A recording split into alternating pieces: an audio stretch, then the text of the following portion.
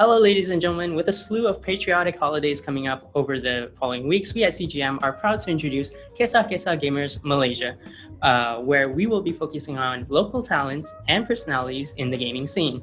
Today, we have with us a very special and prestigious even guest. In 2008, he left the country in search for opportunities and experience. In 2010, he started working as a game developer at Square Enix, where he worked on not one, but two iconic Final Fantasy games, the cult favorite Typo for PSP, and the critically acclaimed 15 for current gen consoles, where he worked as a lead designer in the game's cultural aspect/department. Ladies and gentlemen, it is with great honor I present to you the man who brought roti canai and satay to a AAA game that that defined the decade, Mr. Wan Hazmer. Hey, hello. Cool. By the way, it's type 0, yeah, not O. Oh, I'm sorry. Type Yeah, 0. okay. Type 0, yep. Okay. So you left the country in 2008, but you secured your position in Square Enix in 2010. So what was going on in that brief 2-year gap, if you don't mind me asking? Oh, yeah, so I was in Yamano Nihongo Gakko. So the reason why I went to Japan in the first place was I wanted to enter the game industry, but I know being a game designer means I need to know a certain level of Japanese, and at the time I couldn't speak Japanese at all. So I had to enroll myself in a Japanese language school. You went to Japan without any understanding? Well, just more anime speak, I guess. Anime, okay. Yeah, but that's about it, like, I used to watch a lot of anime. I still watch a lot of anime. But anyway, so and the objective of me being in Japan, because I need to have a goal. So what I did was I created a game design proposal in English, and my goal is to translate the entire document into Japanese. I think I saw somewhere that document is 10 pages long. Yes. Yeah. Correct. Yeah, it's called the Hero Network. Hero Network? Yeah. So, is that your future project for Metro? No, it's an MMORPG, so it's too big of a skill for us. But it's just an idea because, it wasn't actually meant for Square Enix, but I guess Square Enix saw it and looked at it and thought, it fits our genre, right? So, it resonates with us. So yeah, actually that's what my senpai told me when I was in Square Enix, that the proposal was interesting. That's very delightful to hear. Okay, so you worked there until 2017. What made you decide to stop there and come back to Malaysia? I actually told my director at the time, Tabata-san, even 5 years before I left, and said, once I'm done with Final Fantasy 15, I will just I have to go back to Malaysia and start my own company because number one, I'm very passionate about making my own games, of course. It's any game designer's dream, basically. Yeah. Number two is also because I feel that Malaysia had a lot of talent, and I think the problem is that Malaysians still find it hard to identify what is unique about them, So there is a little, it's very hard to strike the balance between finding relevance, so that Americans, Japanese, Europeans, whoever are willing to play our game, versus us not copying other people's culture. That's I think I can relate to that very much. Yep. And because of that, I really just wanted to come back to Malaysia and see how we're gonna pull it off. So now you're back. Welcome back. Yep. You've been back for a while, actually. So 2 years and a half. Back in Malaysia with Metronomic, which brings us to the main topic for today, No Straight Roads. Yep. So that recently released 2 days ago. Do you have any comment about the game's release? Well, I think because it's our debut game, number one. Number two, it's my first time being director. It's my first time my cousin became a creative director as well. My cousin is my co-founder, by the way. He used to work for Street Fighter 5 as a is it artist. Mr. Xiaodin? Yeah, Daim Xiaodin, yes. Yes, and it's his first time being creative director as well. And a lot of us are new to the game industry. And, obviously we would think that when we release our first game, the reviews are not going to be good, like, and then we're just going to accept it for what it is, like, and learn from our mistakes and then move on. But a lot of the community and also Metacritic and all these media reviews, they're proving us otherwise. So I was really, the team is very, very thrilled to see all these media reviews. Yeah, it does mention flaws as well, but they really love how much love we poured into the game. And so we're getting like ranges of 7s, 8s, 9s, and we even got a perfect 10 from one media. That's really crazy. So, and now we're waiting for user reviews to come in, and so far it's quite okay.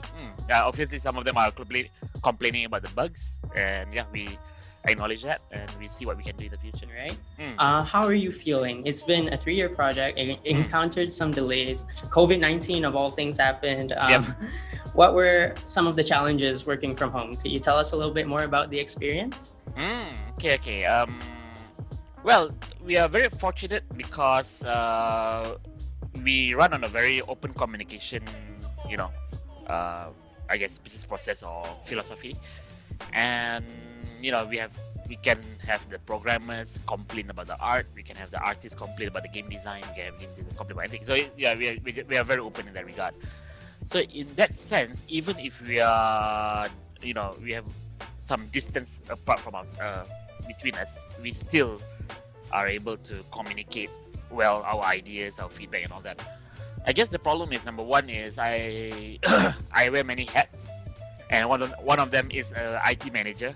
So I used to be in computer science and computing rather. So I learned programming a lot in Apit College last time, and just trying to remember all the networking philosophies, all the networking theories and terms from those years. Yeah, it really helped a lot though. And yeah, to set up a proper server to ensure that everyone can log in, and furthermore, Office has really good internet, where all the other members it can be very slow. So I had to troubleshoot that at the beginning as well. I guess the second problem is, yes, we have open communication, but we do not. We are lacking physical communication in the sense that let's say for example, if you see a bug in the game, they can just call me, Haz, come here, look at this bug, and then they just point at the monitor and that's it, right? And everyone knows about it. But for WFH, work from home is difficult because, let's say for example, if you do find a bug, you have to actually take a screenshot or a video of it, and then you have to explain it very clearly as to what you mean by this and that, So you cannot use gestures, actions, whatsoever to explain. And this applies also to even not only bugs but also art direction. Want to change this lighting, want to change this art a bit, That one also, if you use gestures, it's much easier to explain sometimes, But the good thing about the WFH though is that everything that we mentioned, all these reports are all written. Easy documentation? Yes, it's documented, and also it's much clearer actually sometimes, because the person reporting puts a lot more effort into explaining the full picture. That's the silver lining, I guess. Yep. Yeah. So how big is the team actually? Is it comprised entirely of Malaysians, of local talent? Yeah, so you can see the credits of the game is really long because we have a lot of people involved in this. But in terms of core development team, yes, all Malaysians except for one Indonesian and one Japanese. I see. Is he a colleague from back in the Square Enix days? That's interesting. So his name is Nico. He's a programmer, and he used to be working with us for Final Fantasy 15 via Streamline Studios. Oh, I see. Yeah, so last time for Final Fantasy 15, we got a lot of help from Streamline Studios. They helped us to debug the game and all that.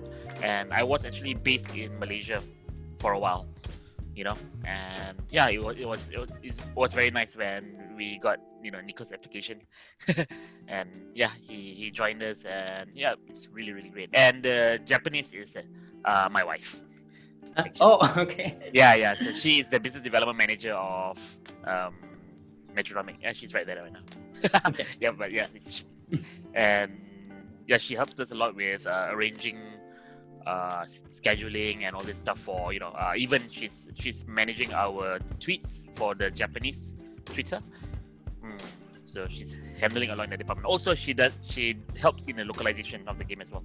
Oh, the that's Japanese great. localization. She helped to check the grammar, whether need to have carriage written, skip to the next line, because Japanese, there's no space. In Japanese text, there's no space, so you don't know what is the one word, and then because some words in Japanese that has 3 kanjis, you can have 2 kanjis at the top and then 1 kanji goes to the bottom line. Oh, I see. Yeah. So it's important about the spacing. Yeah. Yeah. So it's not about spacing, it's more like about the carriage written. So whether the 3 kanjis should be together or is it okay for them to be separate? This kind of things only a native Japanese would be able to tell. All right, so moving on to the game itself, you have a very colorful cast of characters. You have Zook, Mayday, which I love the name, by the way, Mayday. So to get the audience up to speed, why don't you tell us a little bit more about the characters? What instruments do they play, their personalities, and all that stuff? Okay. So you control 2 characters in an indie rock band. The main guitarist is, the guitarist is Mayday.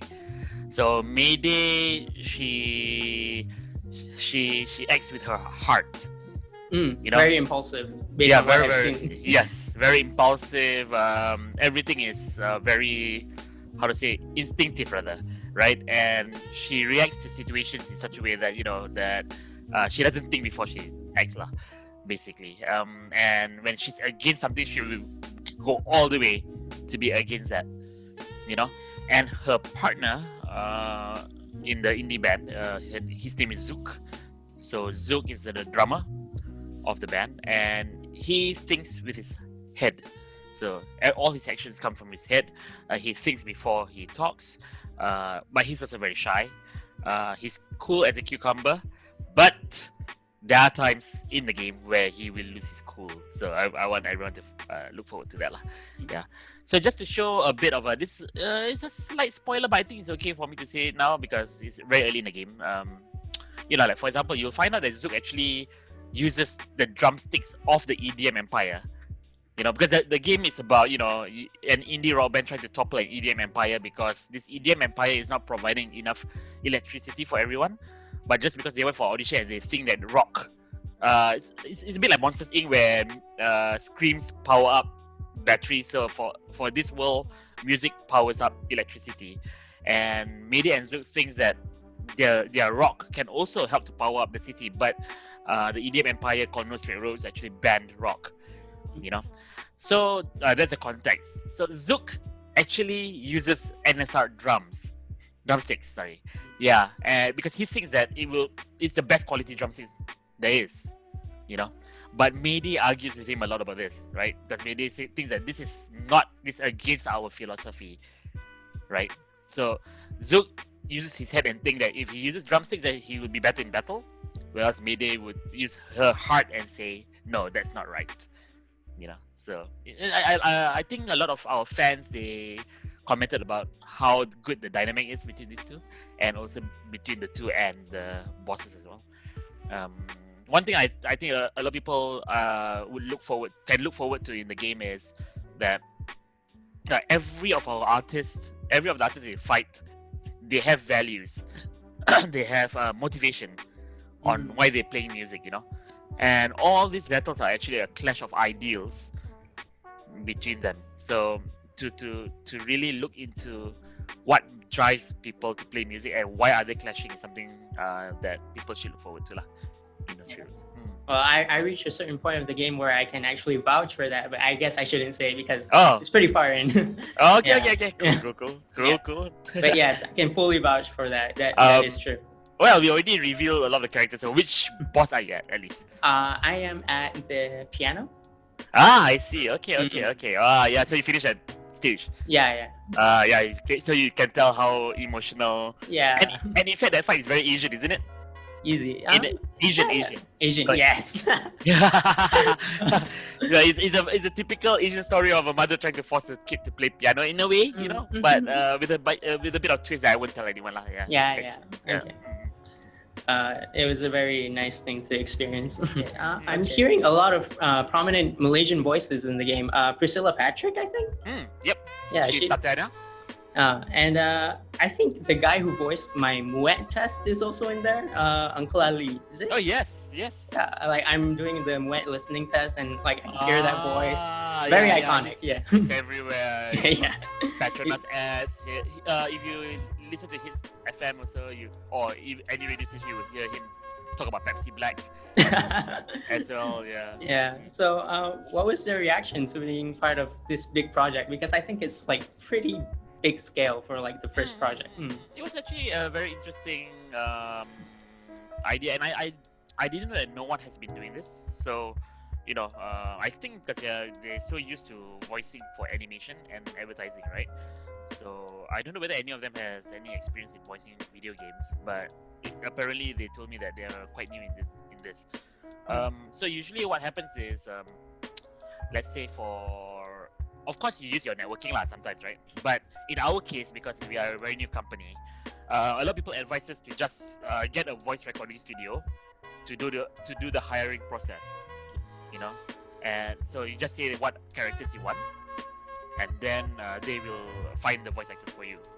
Then they just give you like around 3 to 5 candidates, and then you choose up from there, But we wanted to be more gung-ho a bit, so we had an open audition actually. So we announced on Facebook that we are having this audition, and we are so lucky that Uncle Ali, and Stephen Bones and Suling for Media and Zook as well.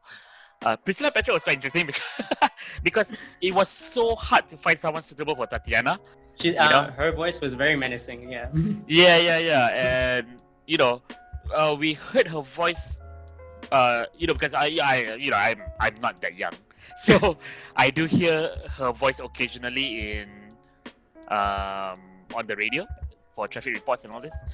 And recently we were looking for people to voice Tatiana and through YouTube and all this. And then when we were looking at Priscilla Patrick's, when we heard Priscilla Patrick's voice, we were like, oh damn, we have to get her in, And so what we did was we just met up in Bangsa, and then we talk, and then it's easy. So a lot of people thought that no straight roads, right? Yeah. So we purposely looked for Priscilla Patrick because she voiced the traffic report, but it's pure coincidence. However, after we found out about the coincidence, we have her, what do you call this, like propaganda speech that sometimes you can hear in the city. It's very related to all these road concepts, like there were roadblocks and we are opening new paths, so and it turned out really great, how things happen. But I'm very, very grateful for all the voice actors. And the other thing that's very interesting is when the voice actors came to our open audition, they switched on their American voice for some reason, or some very, very proper English accent. Then we told them to stop. Please use your natural accent and try again. And we thought that this is something very, very important because a lot of people find it cringy in Malaysia, but when we showed the game overseas, it's a totally different reaction. It feels very fresh, and a lot of people like the accent. Yeah, I've seen the reviews. Yeah, that's true. Yeah. So I'm very, very glad that they're very talented people, and it's been a great honor to work with them. It's a big risk that you took, and it pays off in the end. Yes, it pays off. Phew. So that's for the local talent. Zook seems pretty chill. He's there like, hey, what's up, man? And pretty laid back. And I think it's really fitting that you got Jun Fukuyama to voice him on the Japanese side. Yes. Yeah, he voices Joker from Persona 5. So I mean, like, that's a pretty huge deal. Yep. Yeah. So were there any challenges snagging his talent? Because I think Ayane Sakura is also a very prominent voice actress. Yes. Well, actually, we were very lucky. So what happened was we met these wonderful folks at Sound Amps Studios. So Sound Amps is based in Yokohama, and they did do the sound design for Earth Defense Force and all that. And the CEO, I think, is also a voice actress herself. Yeah. So she has a huge network of seiyus. And it was actually, I was actually jokingly telling them, like, I knew that I thought it was going to be impossible. I just told them, I'm a very big fan of Aya Nehru, and I thought, if you can get her for me, it'd be great, like, ha ha ha ha. And and then for Zook, we actually had a bunch of candidates. We had Daisuke Ono, we wanted Sugita as well, so we were exploring many options.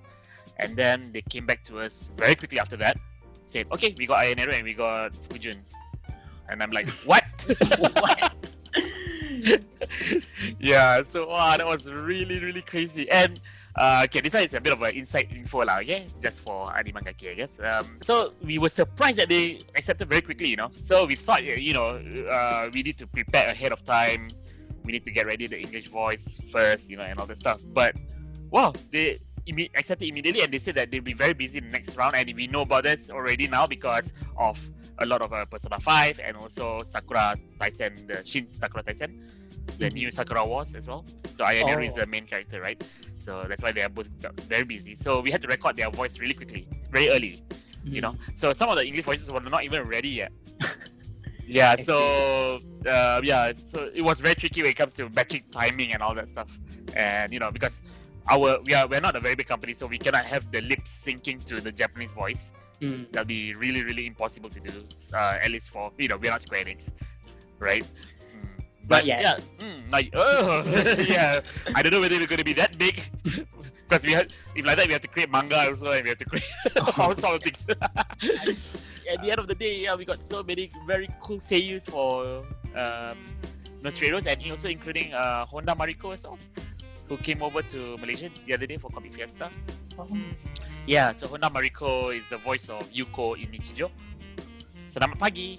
Okay, that one, very viral clip, right? Yes. So Nichijou's one of the best characters. Yeah. So she in Nichijou is very well known to be crazy, and so you have this very cutesy girl, but actually she's quite crazy as well in the head, and so her voice range is really big. She can go cutesy and then she can suddenly go crazy. So we asked her to voice a more crazy but sexy voice for our artist called Eve in Nursery Roots. Okay, so that's for big talents. I noticed that you've also went for like less prominent but still very big internet celebrities. Joey the Anime Man voices both the English and the Japanese counterparts of his NPC character, right? Yeah, correct. Yeah, so what sparked your interest in getting his talent? Right. Well, of course, many factors involved. But the most important thing is, we got to know Joey in real life, and then we were just talking about opportunities and all that stuff. And we know that he's very, very popular on the internet. And you also kind of find out that he's also a music elitist.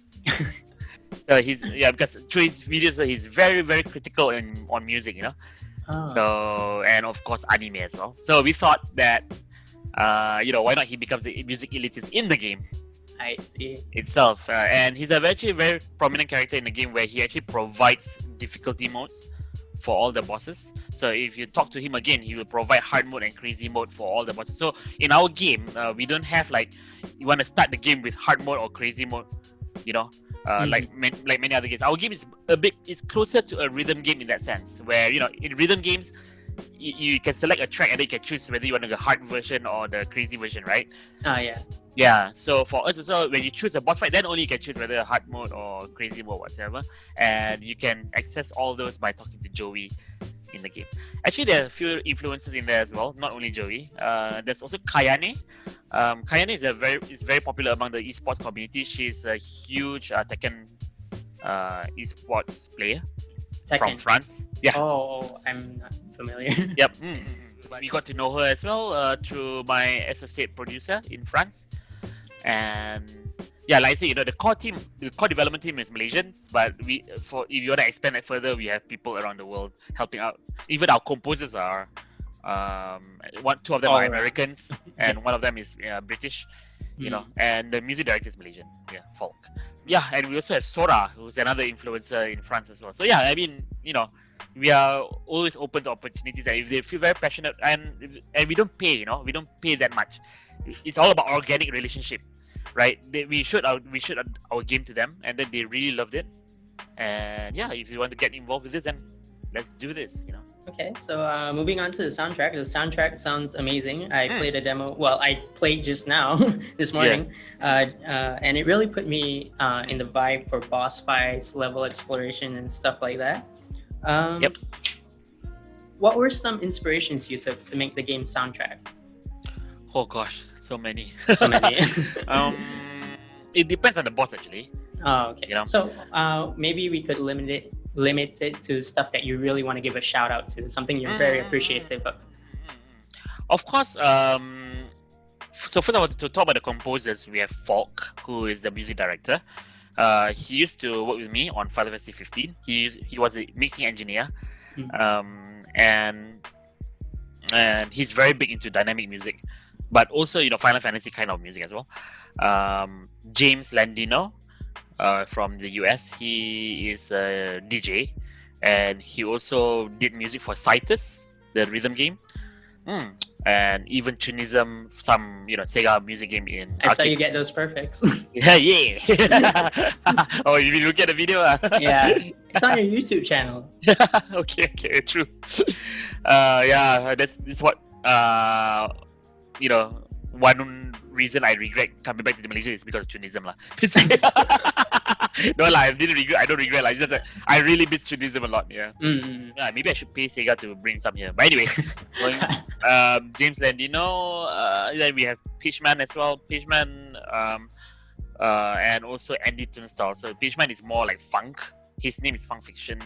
His nickname is Funk Fiction, and Andy Turnstile is a rocker. He does rock music, and all of them is collectively known as Click Track, and they used to work on Sonic games, a mix of them, even Sonic fan games as well.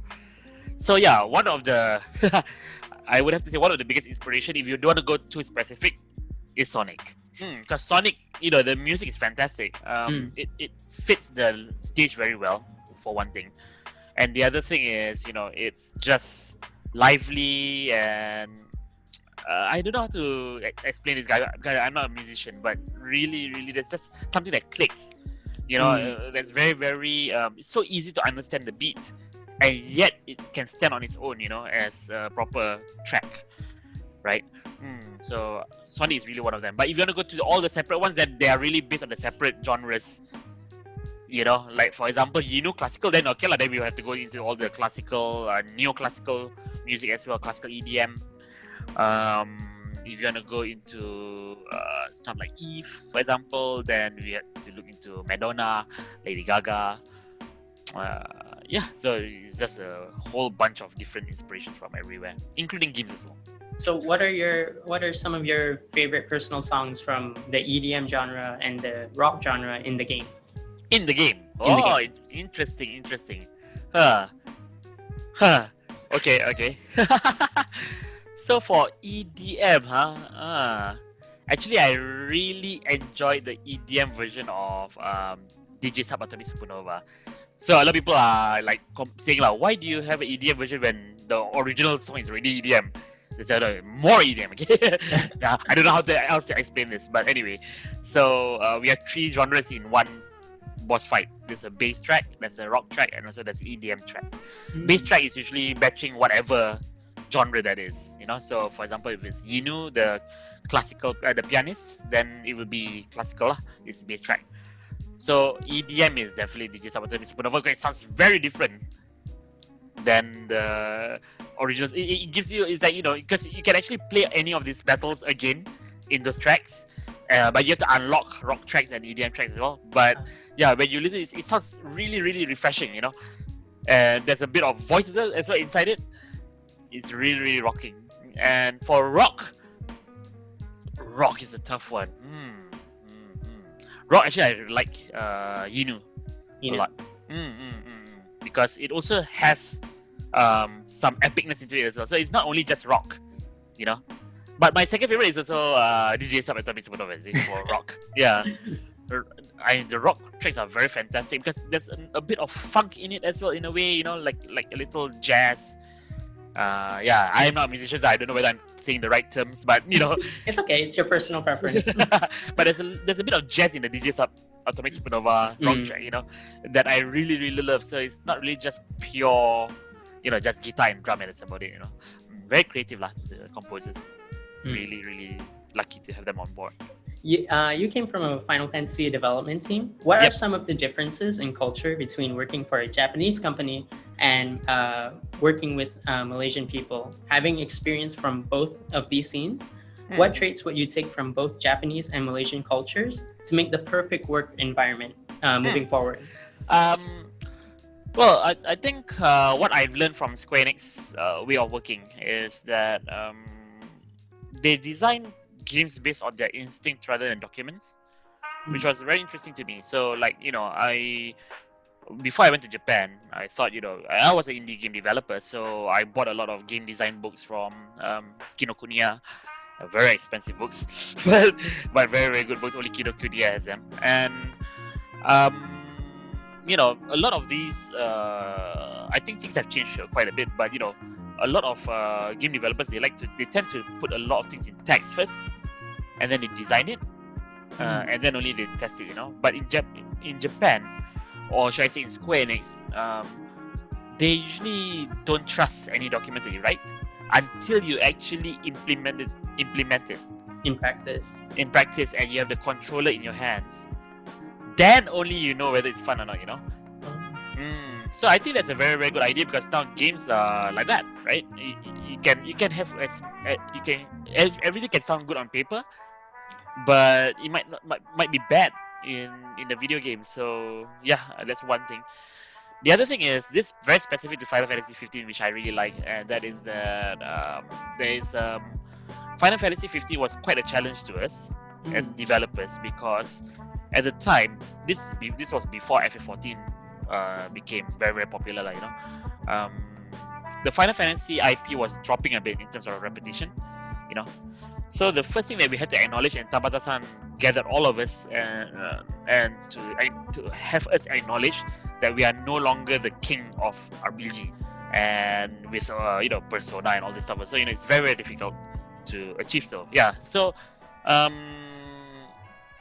and it's very funny because the story of the game is also the story of us, because the slogan of the game is "Reclaim Your Throne."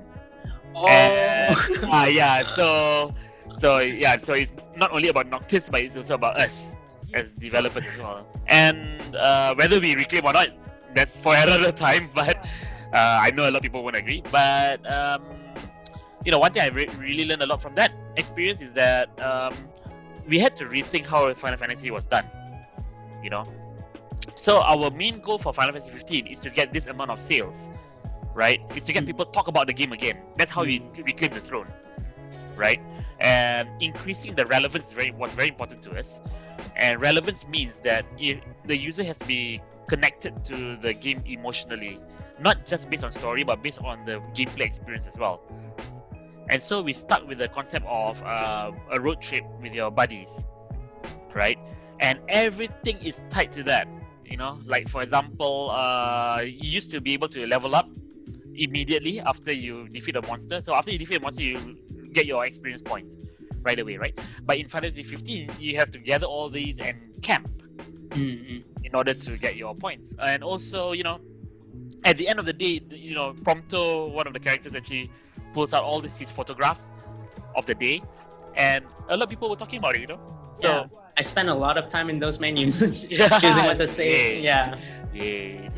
So yeah, that concept of emotional context of a game, not in terms of story and graphics only, but also in terms of gameplay, to me it brought a huge impact to me on how I grow my team in Metronomic to make No Straight Roads. So in No Straight Roads, the UX is your music can change the world, and you can do it in various ways. Number one is physically, right? So that's how we got the idea of, if you play music next to a prop, it will turn into a weapon. That's one. And then number two is morally as well. The boss actually changes morally when so it's also story based, right? So whenever you fight, and then you can see your music slowly changing their motivations. And also your music can change the world orally, obviously. So like, when you hear the music, you hear 3 channels, rhythm, backing, and melody. Multiply that with 3 genres: bass, EDM, and rock. And we can switch 2 channels to rock and 1 channel to EDM depending on the situation. So there's a lot of music in this game, a whole lot. We actually uploaded the entire soundtrack already on Spotify and all this. So we were checking it out this morning. Yeah. So you can hear one music is like around 7 minutes, 6 minutes, 7 minutes. Multiply that with 3, right? And then we have to divide it by 3 into the 3 channels: backing, melody, and rhythm. Yeah, I didn't do too well in mathematics, but yes, that's a lot. That sounds like a lot. A lot of stems, 9 stems in total for every boss. Yeah, it's really nuts. Yeah. So that's how I adapted the UX concept into our game lah. Oh yeah, so about Malaysia though. Malaysia. Yeah. Got it. What's interesting about Malaysia though is that you can see sometimes the so we have we have 2 different sides, in the development company, in the development team. One side is a person who already acknowledges their strength. So for example, okay, I know I'm Malaysian, so I'm proud to show it off. And most of these are art people. So our concept artist Ali, our CG director Gerald, a few examples of this kind of people, where they just, hey, let's put as much identity as we can in the game. And then we have the other half who likes to look at other games. Hey, they did it right in Monster Hunter, so why not we do it in our game? So to establish this balance was quite difficult at first. To change your mindset into, because there are a lot of these guys are AAA fans. Yeah. And of course Japanese fans, anime fans, and so they have this mindset where we have to make it very Japanese, or we have to make it like God of War. And to a certain extent, I'm learning from them. Because we do need some sort of relevance in the game, as I mentioned, but we need identity. That's for sure. And the other thing I like about Malaysians is, a lot of people might see this as a bad thing, but being passionate and yet relaxed is very important lah. Being passionate and yet relaxed. Because in Japan, you're usually passionate and not going home. Not going home. Which does result in really great products, but it does come at a cost, Yeah, and I think Malaysia provides all this groundwork for this kind of environment. And the other thing, I think, what we really were thankful for Malaysia is the government support compared to Japan. In Japan, it's so hard to open an indie company, if you really want to be like Jun, for Toho, then you have to be super multi-talented lah. Okay, or else you will really lose out, and I don't know where you're gonna find the money to support yourself. So a lot of the indie developers in Japan, they actually have full-time jobs, right? But in Malaysia, it's totally different, especially in recent years where MDEC, it's supported us a lot in terms of not only infrastructure but also finances. Right, so an indie game developer can just go, hey, when they have a full-time job, I can just quit my job now, and look at this proposal. Are you guys okay with this? And then MDEC says, okay, cool, you can join us now. And then bam, you can make a game without having a full-time job. So having a full-time job, it will be much more stable, But there's nothing. It's nice to be able to focus on your own passion, on what you want to do. So Malaysia has provided all this environment infrastructure. So that's why I did, despite what I said about tourism, I don't regret coming back to Malaysia. I would want to bring the arcades to Malaysia though. Hey, the NSR money. Okay, open my own arcade, right? That's a good idea. Okay, so this question is from a friend of mine. As a musician, the theme of the game is very appealing to me. Are you a musician yourself? You've already mentioned that you aren't, but what's the inspiration behind this game? What made you wake up one morning and decide, that's it, I'm making a vibrant, colorful action rhythm game about revolting against an oppressive, superior power? Well, I guess what I was trying to say when I'm not a musician is, I don't create music by myself, but I do play drums. Oh, cool. And my cousin plays bass guitar, and he also plays drums as well. So we sometimes play in a band just as a hobby, lah. So yeah, what are the inspirations? When I was in Japan with Daim, my cousin, we used to meet every 2 Saturdays or so in Ikebukuro. So we just go there, grab some coffee or eat dinner, whatever, and then we always talk about our dream to make our own game company. And obviously we cannot just come up with a company and all that, but without any game idea, right? And so what occurred to us is that I have been a rhythm gamer since the 90s. My first rhythm game is Beatmania 1, so that shows how far back and how old I am also. When I go to the arcades, so I'm actually a very game center or arcade music gamer, I used to go to Times Square and sing Wang a lot, and of course when I was in Tokyo, heaven. After work can straight away go to an arcade and play, man. It's wonderful. It was wonderful. When I play all these arcade games, sometimes I will have friends or even Daim come over, and then they just don't like to play with me.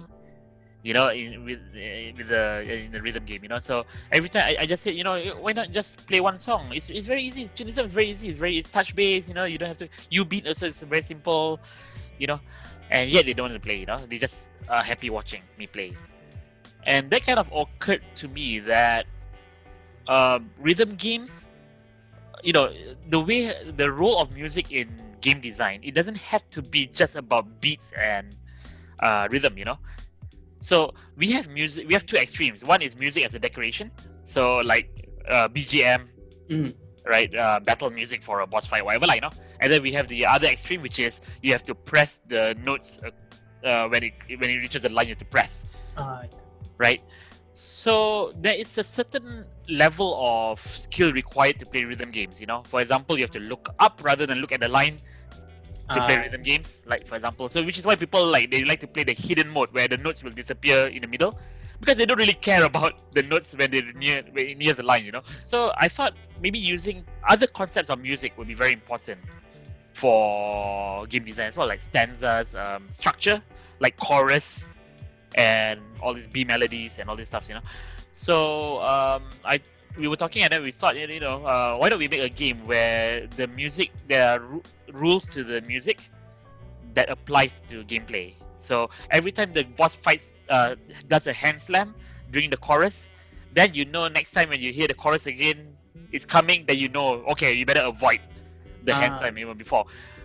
Since you're playing the game, you might notice a bit where the visual cue is getting thinner and thinner as you go along. So you have to really listen to the music, and I thought just taking a classical tale of clash of taste and ideals was also very important, because we feel that we cannot just touch the surface of music.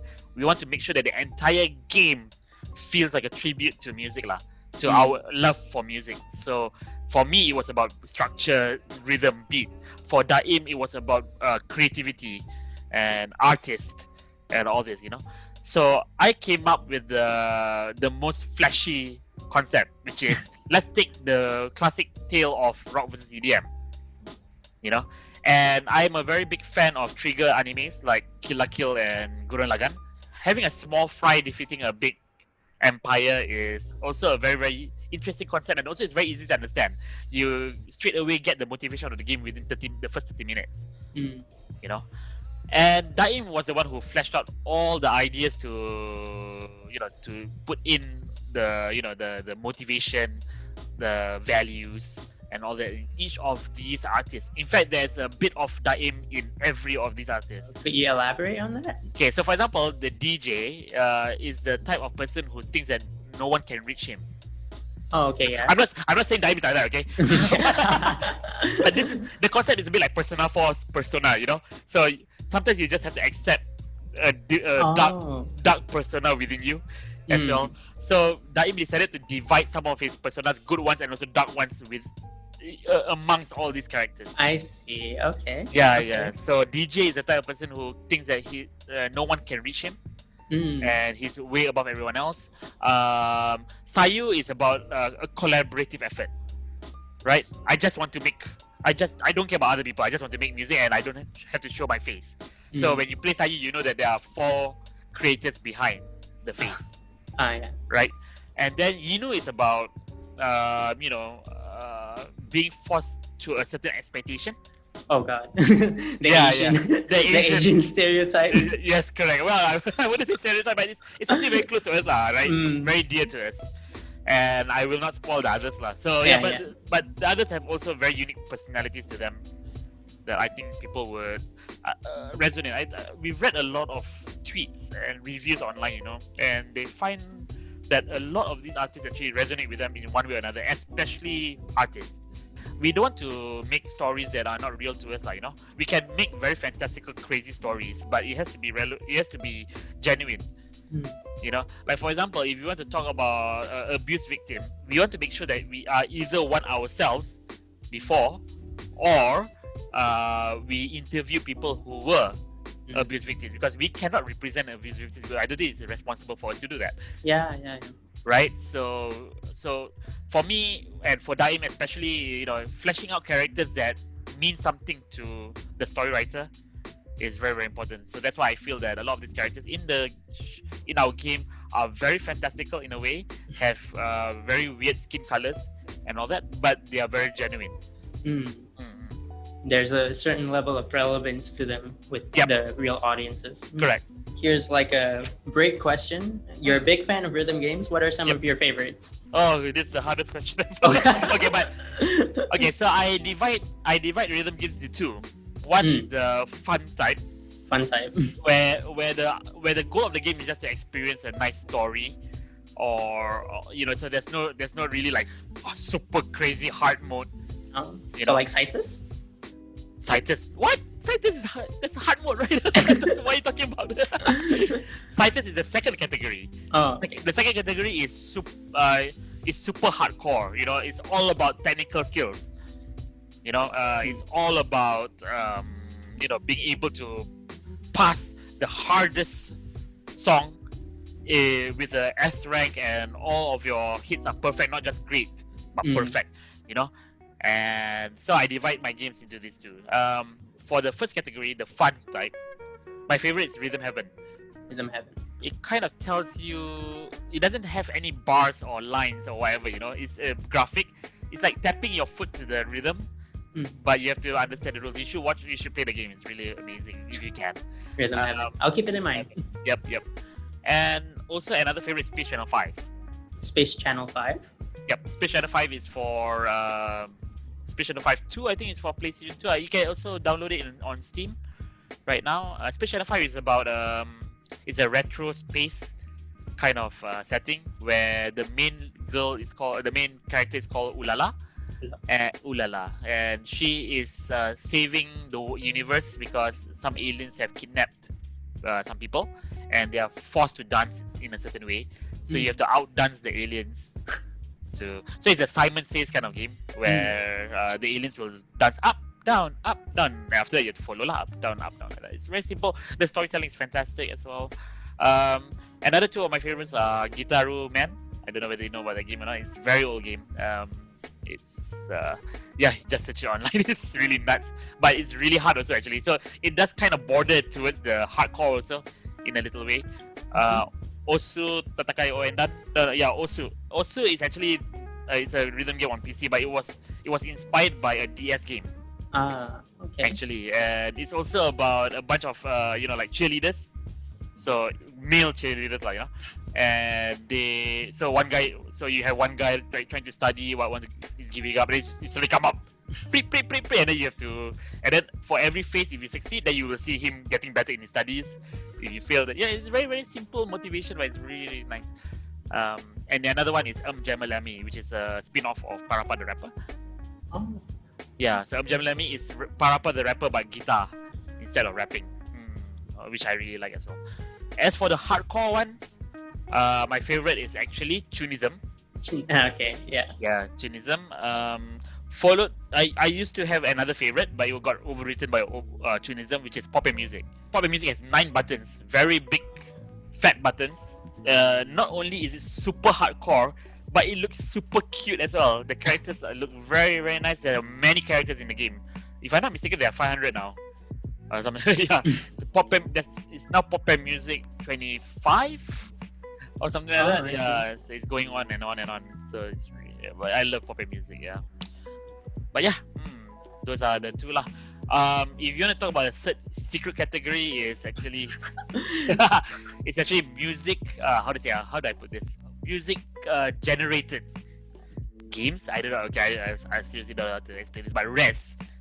Res is one of those games where music is not that important to the game design, but it adds a lot to the ambience.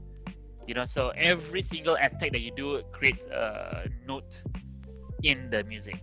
Res is a huge inspiration for us as well. So yeah, this kind of Tetris Effect is a recent one by the same creator. It's a Tetris game, but a whole lot of emphasis on audio. And the synesthesia. Is it the multiplayer one where you can play against other players? That's Tetris 99. Oh god. Okay. My bad. All right. I mean, there's a lot of Tetris that's multiplayer, but yeah, I think you're referring to 99 because 99 people can play together, right? Yeah. All right. So that was supposed to be like your tension-breaking question, but yeah. Like super serious. If you ask me what are my favorite games, it will take a long time. Yes. Okay. Back to No Straight Roads. It's a mixture of rhythm and action adventure. Correct. Okay. So I like to imagine it was a joy making the game, as it will be playing it, because I'm having a lot of fun. Oh, thank you so much. On that note, what are some of your favorite? I saw you. I see what you did there. Okay, sorry, go ahead. What are some of your favorite segments of the game? Maybe a particular level or boss fight that you had a lot of fun creating and playing. Ooh, that's a very difficult question, but I feel that Inu is a very good demonstration of what we wanted to do with the game as a whole. Yeah, the emotional tension, the rise of the tension, the way the music is shifting, but of course, the shift is a bit different, like as when the mother is trying to protect the child, then it becomes straight away to rock rather than slowly shifting to rock. So we have very different ways of shifting the music in different all the boss fights. But is just a great example of how we wanted to change the world with the colors, and also the ending. The ending is so fantastic.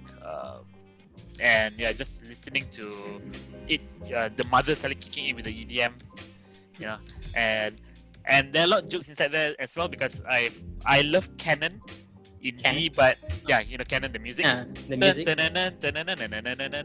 But it's so overused in so many outlets, so we kind of jabbed at that particular fact in the game where is actually playing canon, and then Mayday goes something like, "Oh, I've heard it so many quintillion times." And Mayday, I realize, is kind of self-aware about the game.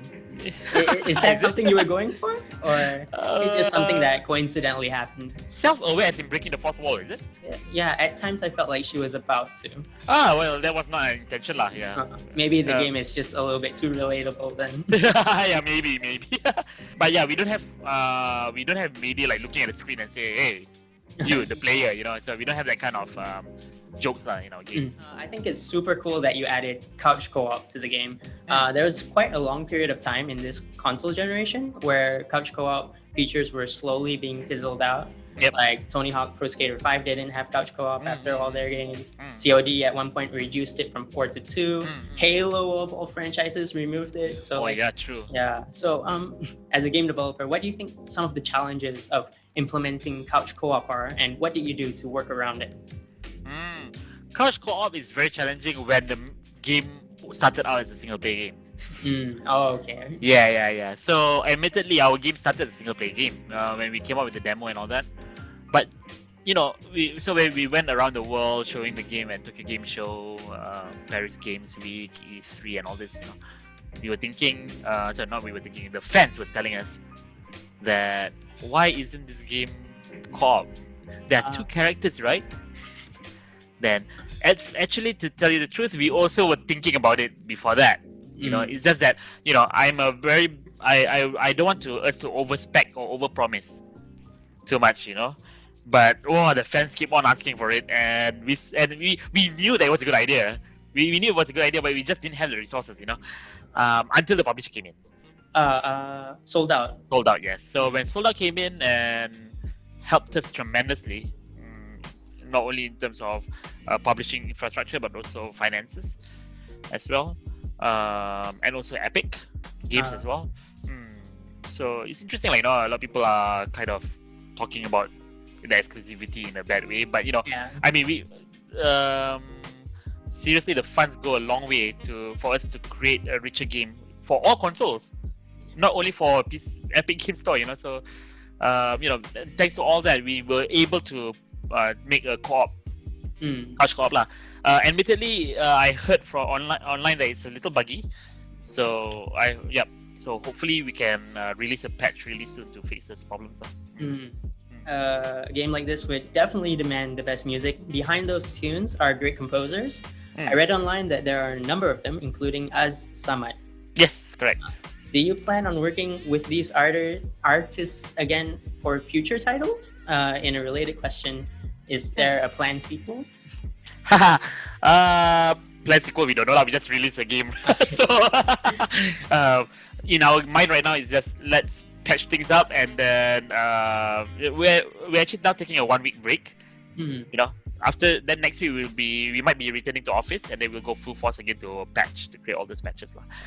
Samad, if we have any opportunities in the future, definitely, his writing, the rap is really interesting, and which I feel like we chose the right person for the DK Barat side of the game. And Asama is not the only one. Clyde was also involved with the actual composition in terms of, you know, putting in the music itself.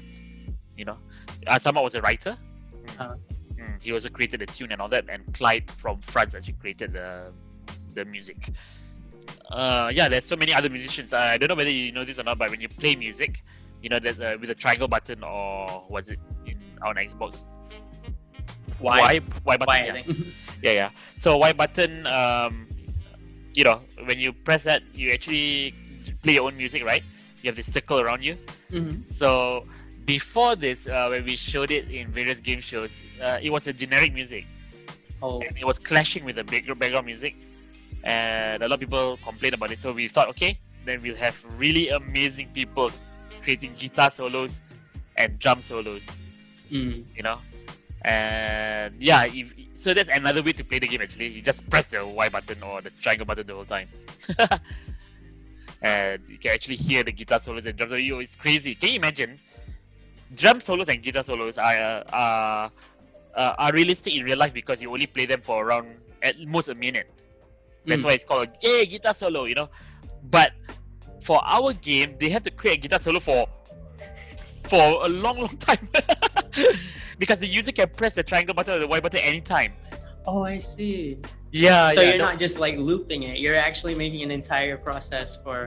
But of course during the transitions, like between the boss fights, like when you have a cutscene, then obviously they don't need to have a guitar solo for those because the user cannot control the character anymore. But for those parts where you can actually control, you can press the triangle button or Y button anytime and you can listen to the guitar solo. So the guitar solo has to be in sync with the music, you know. And for Zook, it's drum solo, of course. A lot of emphasis on music in our game. All right.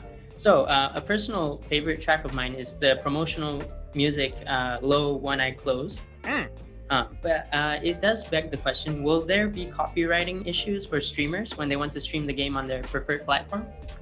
As of now, no. But of course, we look at the context, like, you know. Okay. So if you look, if the guy is not showing credits, but it's just showing a video with the music and that's it, right? No credits. I think just without context, you know, like just putting a grey color screen, or just put their one eye closed low, you know, then that'll be a problem lah. Based on what I've seen when I'm playing Kingdom Hearts 3, they have a very brief prompt. They're saying like announcement for streamers, copyright will be issued if you... we never thought of that actually. I mean, because, you know, we released the soundtrack immediately, okay. right? And then also, I think that's a very good move because if anyone were to upload a video just to show that track, then it's very easy to take down because we already uploaded them. Oh, okay. So we already claimed the copyright. So yeah, there's no need for us to inform everyone that. Of course, we have to care about the money flowing to the composers. Yeah. As well, you know. Seriously, this game, admittedly, you know, because we started out very small, so the composers, you know, they were very nice. It's not a huge sum of money for a game of this scale, you know, to them, and they were so nice to accept the offer to play for us and all this stuff. But I wanted to give it back to them by making sure that we have a proper music publisher.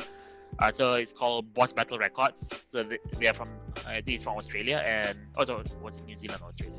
Oh, Australia, yeah. So and you know, they help to ensure that a lot of the money, majority of the money in, you know, from Spotify, from YouTube and all of it goes to the composers. You know, so I'm a very, very big advocate of ensuring that the money flows to the right people. You know. So I really hope that you guys don't, you guys out there do not take advantage. Don't take advantage of it. Like, we don't have this. So as long as you properly show the game in context and all that, it should be okay. All right. So here's another joke question: PS5 or Xbox Series X?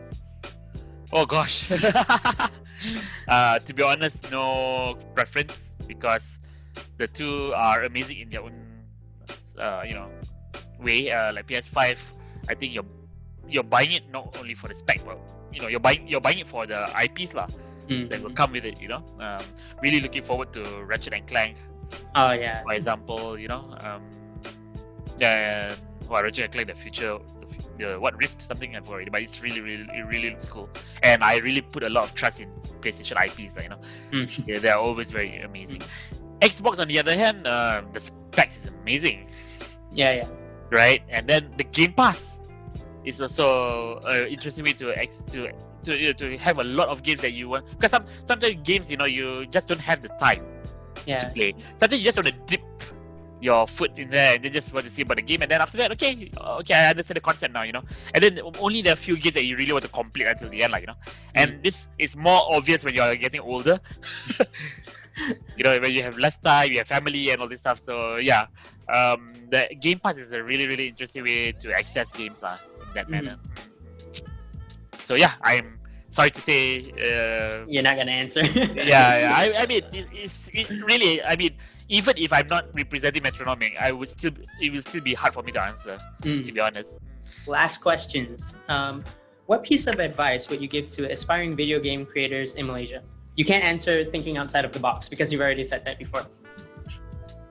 Oh, to Malaysians, is it? Yeah. Okay. And you can't say fail either because you already mentioned it before. Okay, sure.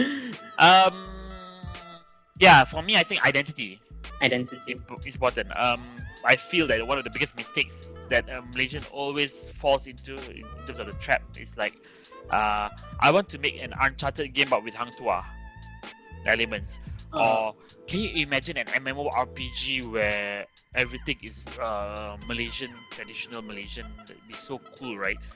So yeah, it is a very good conversation starter, okay? But it cannot be your core idea.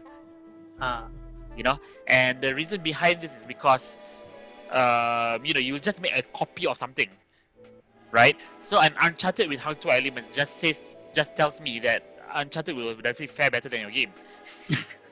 You know, you can start off saying that, but you have to really think what is special about Hang Tuah that cannot be done in Uncharted. You know, and I'm not only talking about visual. You know, I'm also talking about gameplay. You know, so Uncharted, you cannot just say Uncharted uses guns, so I use Crazzz.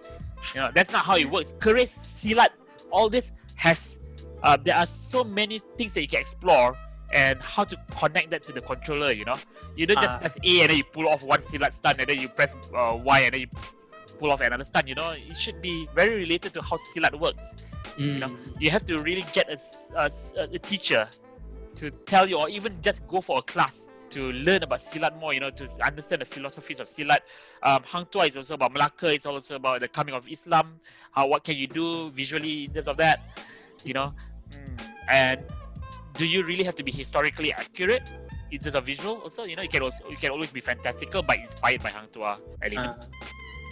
There's so many aspects, but if you start the game idea and just continue with it like that, just saying I want Hang Tuah Uncharted but with Hang Tuah elements, or MMORPG but this or something but that, then it will never be successful because it will just be a copy.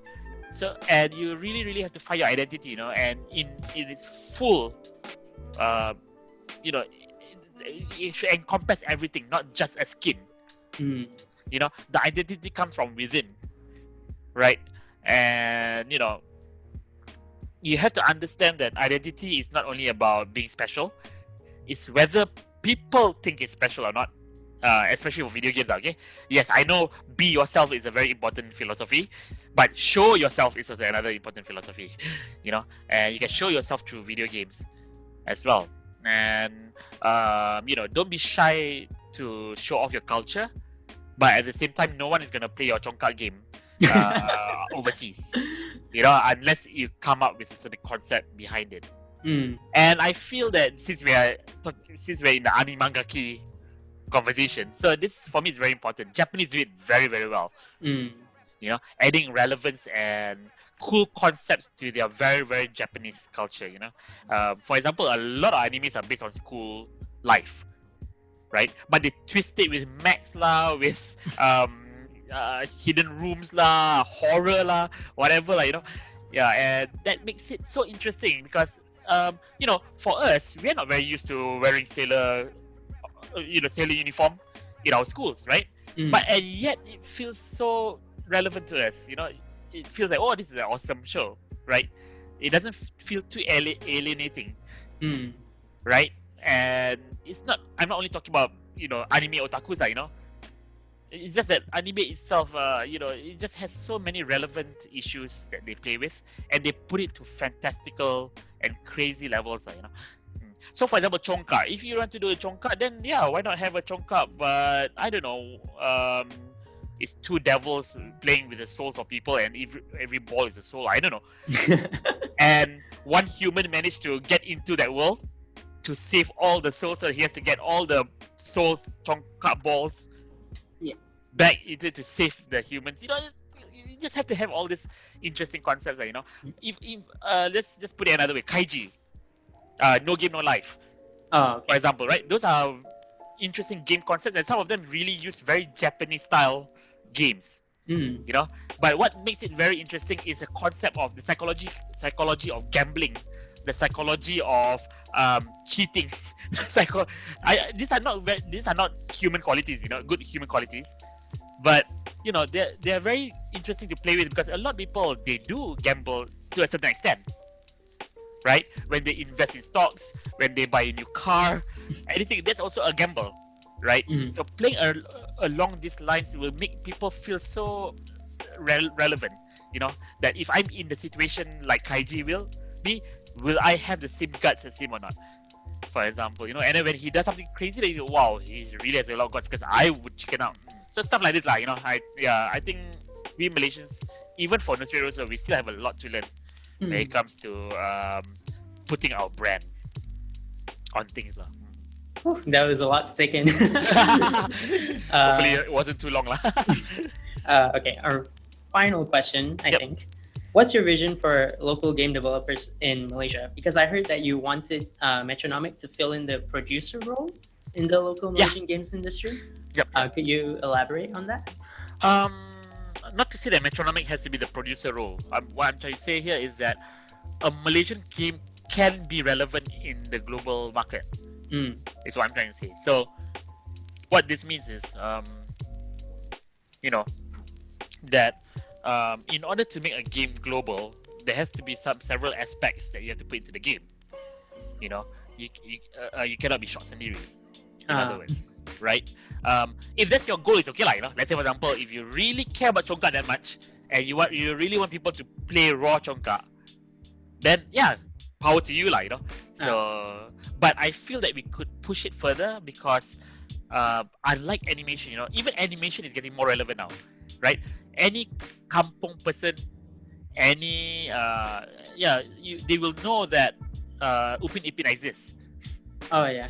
Yeah, but do they know whether any original game IP exists or not in Malaysia? You know, some of them do not know, right? And this is a loop, like, you know, it's like if they don't know about it, then then they don't think that the Malaysian game industry exists, and it's very hard. It's hard to get talent and all this. By the way, I'm kind of veering out, but what I'm trying to say here is that unlike animation, where animation is like, you have to get broadcasting rights, right? So you have to travel country by country to get those rights. And it's tough. With Netflix now, I think it's easier lah. But still, you need to get the rights. But game, seriously, it's just one click of a button. Download Steam. Yeah, upload to Steam. That's it. You're done. For Apple, that's it. Only for consoles is a bit difficult because you really need the development kit. Once you go to that kind of scale, also you need to get all these ratings like ESRB, PEGI, Zero, and all this stuff, But if you're just releasing for Apple or you're just releasing on Steam, you don't need this rating system.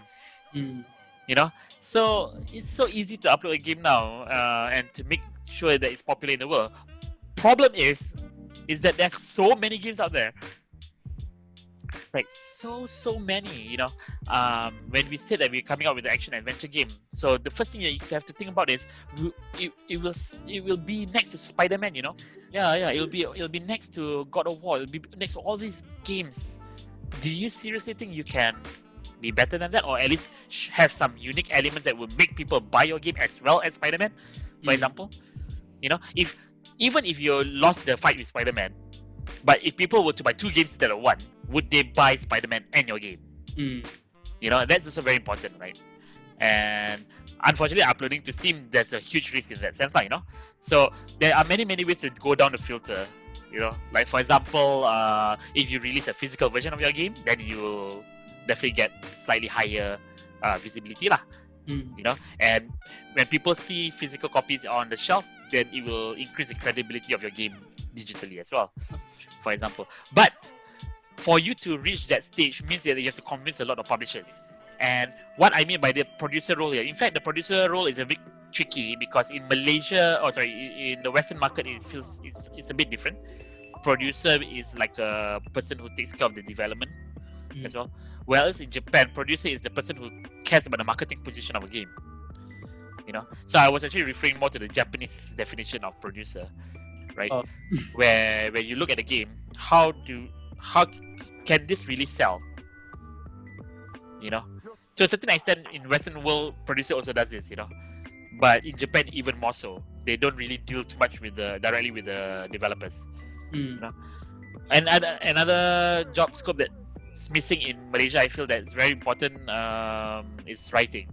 Good writers, good writers. So we're lucky that we have good writers, and I'm very lucky that my co-founder is also passionate about writing. So by default, we already have good writing, I feel like, and I think a lot of our fans say that as well. But yeah, good writers are very hard to come by because a lot of good writers in Malaysia, they usually write for advertising, or they write for even for magazines and all this, but not for fantasy writing, fiction. Yeah, fiction is so hard to find, and furthermore, game has interactivity. So it's not like you're watching from a third person point of view. Yeah. Right? It's really you are the main character. Will your motivation sync with the character that you're controlling or not? It's also one aspect of story writing as well. Yeah, so all this lah. So producer and writer, I think for me, very hard to fill in their shoes lah. Okay, I think that's pretty much it. Since it's been a long 3-year journey, and this broadcast is going to be this recording is going to be premiered to like the general public. Is there anyone you want to shout out, say thank you to? Okay, wow, that's a lot, but we have come this far within 2.5 years. I would really love to thank my team. They've been amazing to work with, and Daim and I, we thought of this idea in Japan, but the game blew to epic proportions thanks to them. and it resonates with the fans now, which is really, really amazing to us. Also, big thank you to all our partners, our composers, sound design at Imba Interactive, the marketing people, our publisher as well, Sold Out, Epic Games as well. And also, we've dealt with Microsoft and Sony and Nintendo, and they've been really amazing to us as well. They supported our game a lot. And finally, I'd like to thank the government of Malaysia as well. I think, seriously speaking, I'm not trying to be biased here, but they're the most supportive government that I know of when it comes to video games industry. I don't know any other government out there that's this supportive. And not only providing money, a lot of governments, they always just provide money. But this one not only provides money, in fact, getting money alone is really very lucky, Yeah. But getting infrastructure also, having a co-working space, and we can go rent-free for a certain period of time, these kind of things. Oh my God. And then now we have primary school children learning how to code, thanks to them, thanks to MDEC. Yeah, so we have come a long way in that sense. So I'm hoping that this game would also push, more of that kind of support, to make it feel like it's more worth it, and to ensure that even a person that lives in a kampong would know that the video game industry exists in Malaysia. And of course, we like to thank our fans. Definitely, yeah, for sure. I mean, of course, I have to thank my team first. Or else there'll be no product, right? But the fans have been fantastic, man. I mean, of course, the team, they work very hard on the game. We've worked so hard on the game, but we don't know whether it's the right direction, And along the way, there has been so much support, so many fan arts. Some of the fans even created their own Discord for us. For the game, We don't have an official Discord, which is very embarrassing. And they created the Discord for us and for our game, and it's really, really amazing. So thank you so much. It gave us a lot of confidence, and yeah, we have no regrets coming up with the straight road. So thank you so much.